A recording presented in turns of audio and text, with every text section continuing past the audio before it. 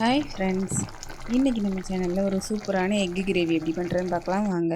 First எண்ணெய் காஞ்சதுக்கப்புறம் மல்லித்தூள் வந்து 1 ஸ்பூன், சோம்பு போட்டுக்கோங்க. ஃபஸ்ட்டு சோம்பு போட்டு மல்லித்தூள் 1 ஸ்பூன், மிளகாய்த்தூள் 1 ஸ்பூன், ஜீரகத்தூள் வந்து 2 ஸ்பூன் போட்டுக்கோங்க.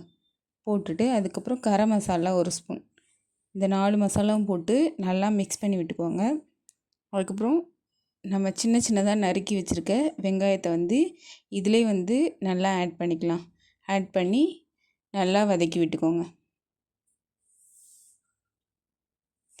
வெங்காயம் நல்லா வதங்கி வந்ததுக்கப்புறம் தக்காளியை வந்து சின்ன சின்னதாக கட் பண்ணி வச்சுக்கோங்க.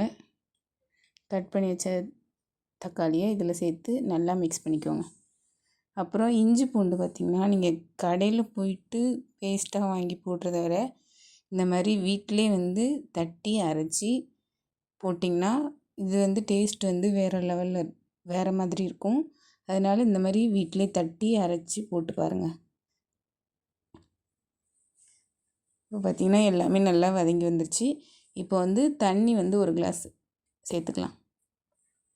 அப்புறம் நம்ம அவிச்சு வச்சுருக்க முட்டையை வந்து தனியாக இந்த மாதிரி அவிச்சு வச்சுக்கோங்க. அவிச்சு வச்சு உரித்து இந்த மாதிரி 4 பக்கமும் வந்து நல்லா கட் பண்ணி விட்டுக்கோங்க. ஏன்னா அப்போ தான் மசாலா எல்லாம் வந்து உள்ளே போய் சேரும். அதனால் இந்த மாதிரி கட் பண்ணி வச்சுக்கோங்க.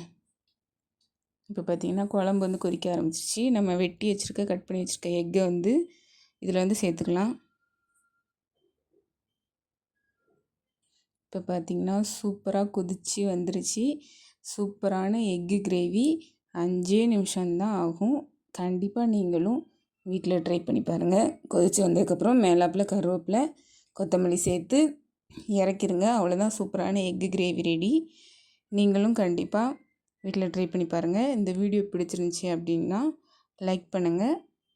வீட்டில் ட்ரை பண்ணி பார்த்துட்டு எப்படி இருந்துச்சுன்னு சொல்லிட்டு கமெண்ட் பண்ணுங்கள். நெக்ஸ்ட்டு ஒரு சூப்பரான சமையல் வீடியோவில் சந்திக்கலாம். என்னோடய சேனல் வந்து சப்ஸ்கிரைப் பண்ணாதவங்க சப்ஸ்கிரைப் பண்ணி வச்சுக்கோங்க. பாய்.